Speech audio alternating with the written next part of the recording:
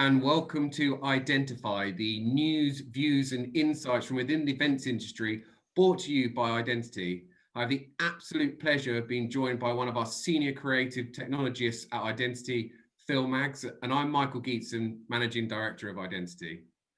The hot topic at the moment, Identity, is thinking about the impact of social distancing on venues themselves and how they can, I guess, Phil, create a commercial proposition. So when we talk about the nuances and indeed the positivity that has come from this cultural shift of users around digital technology and the impact that that can have on maybe improving venues' capabilities and commercial propositions. What is it and what have we been talking about? Well, the challenge we've been seeing across the industry is socially distant shows won't reach the profitability of full capacity shows. So if you're at 1/3 capacity, you hopefully may break even, but you definitely won't be reaching the kind of full scale of profit. So venues and rights holders and organisers who've had a very tough year are about to have a different year next year where they may be able to put on shows, but they won't be able to do them at the scale that will reach profitability. So actually the best comparison you can have at the moment, which I was even listening to the news yesterday, was restaurants in these tiered lockdowns that can't be at full capacity. Is it a commercially viable proposition for them to open? We've been looking at that for venues within the entertainment and events space, right?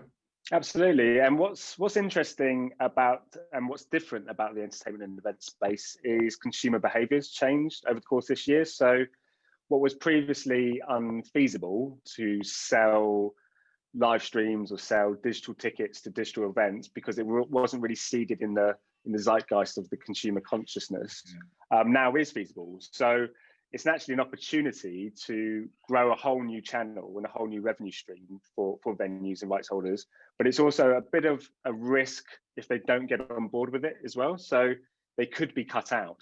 That's the thing. So for example, in entertainment, record labels have been doing great live streams with like BTS and Billie Eilish and lots of well monetized live streams.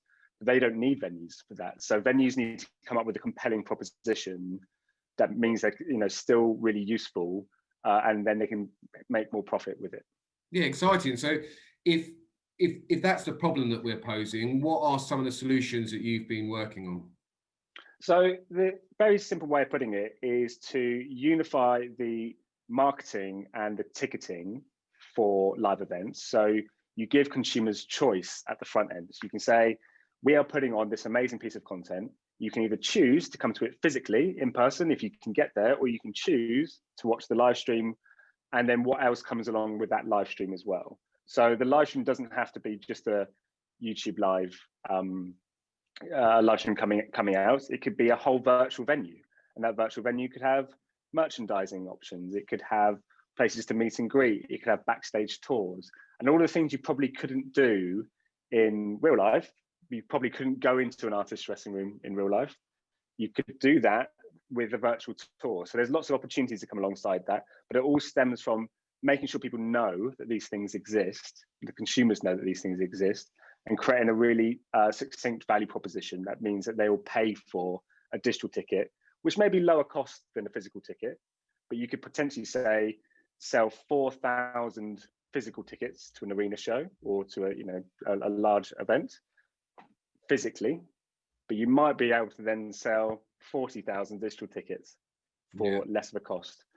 So I think that that new channel and that new way of thinking could really help venues, organisers, rights holders sustain scalability and profitability in the next phase of the new normal.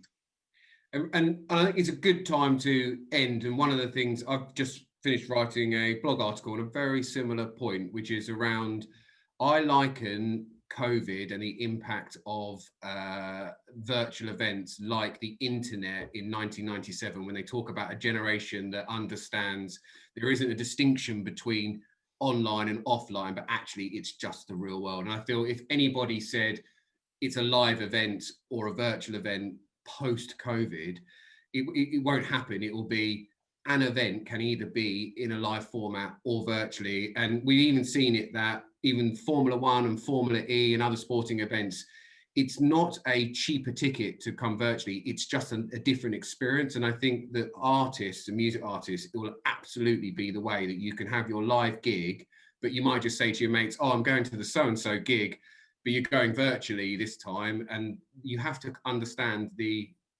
create a unique experience around that is special and can be experienced at the home in a small or bigger group. So this is one of the most super exciting things for me around 2021 and onwards. Thank you so much for joining me, Phil. If anyone's got a comment that they want to have, please leave it in the comment box below and we'll be delighted to interact. Thank you very much.